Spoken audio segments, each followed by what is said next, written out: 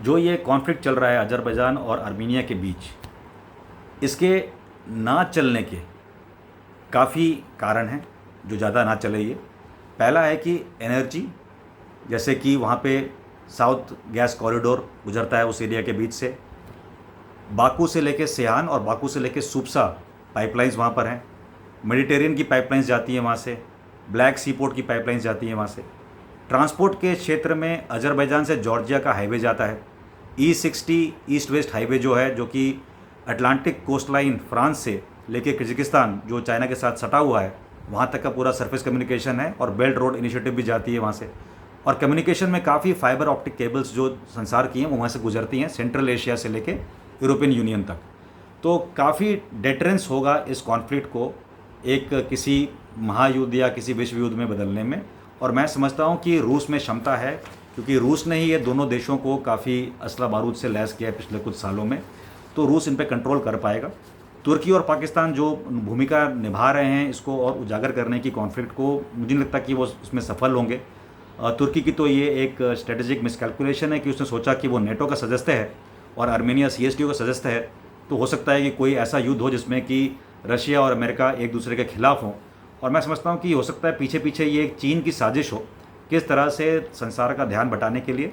और तुर्की और पाकिस्तान दोनों उसके पॉन्स हैं इस चेस के गेम में, और वो सोच रहा है कि उनके थ्रू खेल के, अज़रबैजान में मुस्लिम कार्ड खेल के, OIC कार्ड खेल के, वो इन दोनों देशों के हेल्प से, मदद से वो वहाँ पे कुछ जो कॉन्फ्लिक्ट है उसको और अच्छा रूप दे सकता है।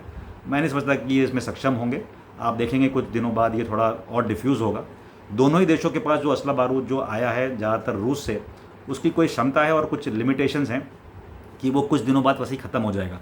तो कोई देश चाहिए होगा जो इनको और असला बारूद दे, और मैं नहीं समझता कि इसके हित में, अज़रबैजान के हित में है कि वो इस तरफ जाए, क्योंकि दोनों तुर्की और पाकिस्तान में कोई क्षमता नहीं है इस वॉर को लॉन्ग ड्यूरेशन के लिए सपोर्ट करने के लिए।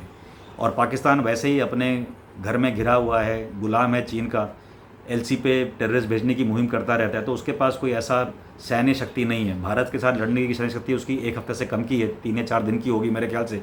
तो मैं नहीं समझता कि वो अज़रबैजान का कुछ ज़्यादा सहयोग करेगा। और तुर्की जो सोच रहा है कि आंख दिखाएगा बाकी देशों को, वो भी कुछ दिनों में ठीक हो जाएगा। और जहाँ तक चीन का सवाल है, जो ये मैं समझता हूँ कि ये सहयोग दे रहा है अज़रबैजान को, ये दोनों प्रॉक्सी के द्वारा, तुर्की और पाकिस्तान के द्वारा, वो शायद सोच रहा है कि साउथ चाइना सी से ध्यान बटेगा अमेरिका का, नेटो फोर्सेस का।